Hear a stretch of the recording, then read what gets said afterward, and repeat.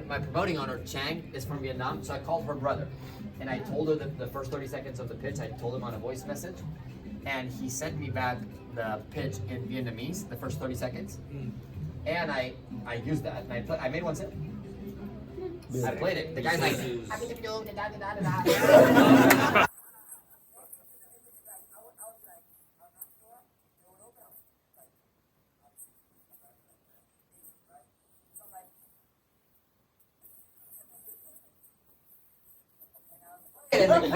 my friend's like, and you would see the Vietnamese person like, I'm like, bro, the one still took me like an hour. I had to write everything on a notebook. He was like translating everything to Google. I'm like, dude, don't translate this part. Just give me your card. Made one still got kicked out. It was unbelievable.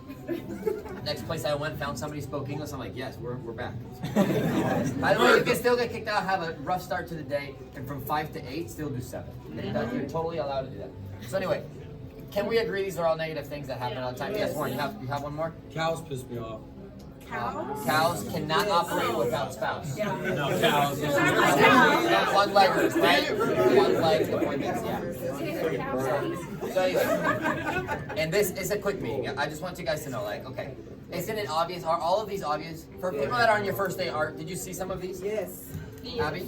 Like, it's very obvious, right? I just want to say, like, hey, focusing on this, it's just where you put your mind to, right? Like, focusing on this is very obvious. It's very easy to do also, you know? But it doesn't solve anything. These problems, guess what? They've been here before you all started, and they'll keep being here after you start, after people get to management, and after people quit. They'll still be here. The problems will still be here. It's very, very easy to get distracted on focusing on the problems. We all have them. Like, Wade got to Mastermind, he still had them. He just found a different way to look at them. Does that make sense? It's all like, a lot of it is just the mentality of like, hey, how am I choosing to focus on the negatives all the time? Am I choosing to focus on the people that are angry? Like, sometimes I would catch myself thinking the next day here in the office about the 2 customers that were carrots or whatever, but I also had another 36 customers that were just fine and normal. You know what I mean? It's like, where do you choose to focus on determines a lot of your mentality. And we naturally choose to focus on the negatives. You know, we naturally choose to focus on the failures. We naturally choose to focus on, I didn't make it, I didn't this, I didn't that. You know, sometimes you don't tell your upline that you didn't read a book, but it's almost better that you say, hey, I didn't read today, or I didn't listen to anything. It's almost better that you say that because the communication stays healthy, versus that you're like, well, I didn't read, so I'm probably not worthy to even talk to this person. And sometimes we do the same with the negatives. Like, it's okay to have the negatives. It's just be smart about how you talk about it.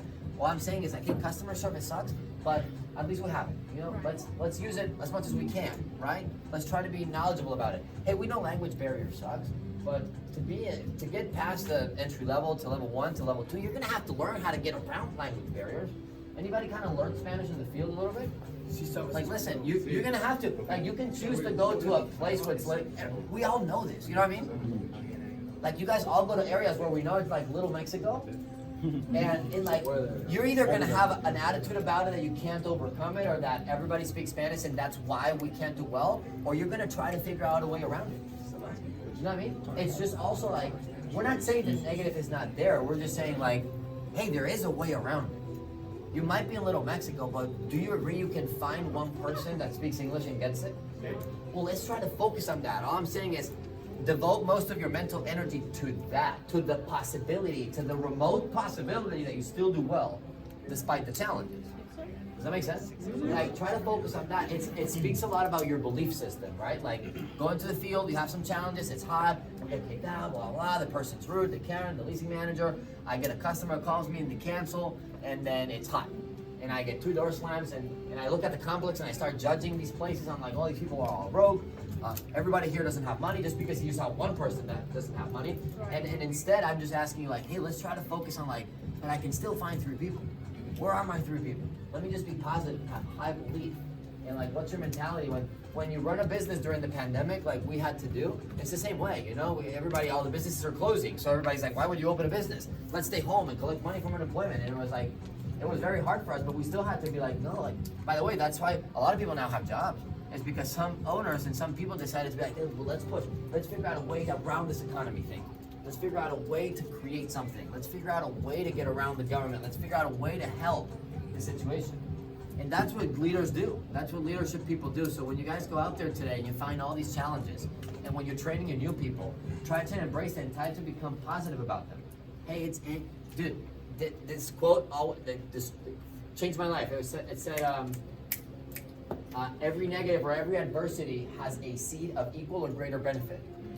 So like, and that might sound cliche or whatever, but like every time you get one of these, it's one of two things. It's to get in your head and destroy your day, or it's an opportunity for you to get around it. Because we all get the angry people. You have two ways to react.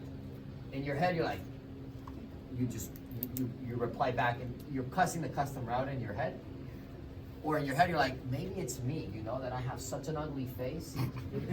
Maybe it's me that is causing somebody to be rude to me. Maybe it's me. You can choose either one of the two trains of thought, but I think being accountable for it will create better. At the end of the day, what I care is the results, right? What you care is the results. Don't you? Yeah. Like, do you care? So let's say, unfortunately, let's say you go on a surgery, and you had to go on a surgery. Like, as long as the surgery is well done, do you care where the doctor studied? No, what you care is that your recovery is good, right, and it's better. Whether they studied at one university or the other, it doesn't matter. It doesn't matter what the heck they went through. What matters is the outcome. Would you agree? Yes. So all I'm saying is, one thing I found out is, the more you try to avoid these negatives, it doesn't happen. They don't go away.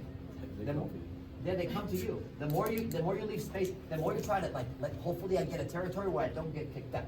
Or hopefully I get a this where I this. And the more you prepare yourself to have less of these, the more they come. The more they come. Because the field is designed to spit you out back into employee 9-to-5 cubicle land. Nothing wrong with the land. I need people making cars so I can buy them. It's totally cool. And we need people doing, police officer jobs, and we need people doing stuff, right? But hey, the field is designed like that. So what I'm trying to tell you, especially if you're in a position you want to be into leadership, doesn't matter what you're selling, what area, what day of the year, whether it's a freezing temperature or whatever, is hey, try to look for these instead. Try to look for these and figure out a way to train your mentality to be positive about it. Try that. Try it with your new guy. Hey, you might be the newest person in the room. I challenge you we need more of you, downline, to speak up to your upline and be like, let's get more excited about this heat. We should put the music louder. We should get maybe 6 or 7 bottles extra of water just in case, and just maybe take take a small breaks instead of one 30-minute or 20-minute break. Maybe let's take a 10-minute break every hour to keep ourselves hydrated and just going. Right? Let's figure out a way around the heat. It's obvious. Everybody in the world can go into a room and point out the problem. Would you agree? Anybody that you talk to in the world, you tell them what you're doing right now and what your training entails, everybody can point out the problem, right? If you talk to somebody not in this room and your family or friends and you tell them what you're doing specifically, they're gonna be like, wait, why are you going? So they're making you go door to door and it's hot outside? Everybody can say that. It's obvious, it's easy. Everyone says that. My mom still says it to me. I'm like, okay, fine, right? Everybody can say that, but it's the people that succeed, is the people that make the most money in the world, the people that come with solutions to these problems. It's obvious that for me, I've been trained now to think the person that's telling me why are they making you go door to door, or why do you do that? Why do you even choose to do that if it's so hot? Maybe in the winter, or not even, but why don't you just stop doing that if it's so hot outside? But I was trained to just, before I listen to even a comment from somebody, to check where they're at, right? In my head, I'm thinking, well, why did you do your job for 40 years with no growth expectations and no law that guarantees you have a job tomorrow? You know what I mean? I'd rather go door to door. At least I can control it. And by the way, let me tell you, it's actually, I don't even explain it anymore because it's a waste of time. But I'm not going to do this forever. That's why I'm doing it. That's actually why I work it hard, So hey, go to these negatives today. Customer service, the customer that card fails, the leasing manager, kill him with kindness. Hey, you know what I do when I see leasing people? When I see anybody in the conflict that I'm not sure who they are, if they're gonna kick me out, I go to them and I sell them. Go and start the conversation. You see the maintenance person and don't hide. Just go up. I'm like, oh, hey, Jimmy, every maintenance person is called Jimmy. Or John. Or John, yeah. Go to Jimmy. Hey, That's my Jimmy, blind. sorry, and then show them your list. And hey, I'm looking for building 14. I'm looking for Mr. Whatever. You know where it is? And dude, they'll take you on their cart to whatever building you're going to. Yep. They will. They will. What are you doing? Hey, Dad, what are you doing here? I'm trying to find building 14. I'm work with Nestle. We're just selling water and trying to go to this building. Can you tell me where it is, please? And they'll take you. Hop in the whip. It's funny. Like try to find the good in angry customers. Like how good are you going to be as a leader if you can be the best person trained at handling rudeness? You're going to be a great leader. What do you think it means to be the owner of the company? It just means dealing with people and dealing with unfairness and dealing with just excuses and dealing with people's life. That's what it is. That's why you get paid more also, is because you can handle all this stuff really good. So let's try to focus, change our mentality to like look at challenges differently, look at the obvious things and try to work around and try to put a smile on it. And let's see if we can get more people to grow. Cool? Yeah. You guys think we can use it? Yeah.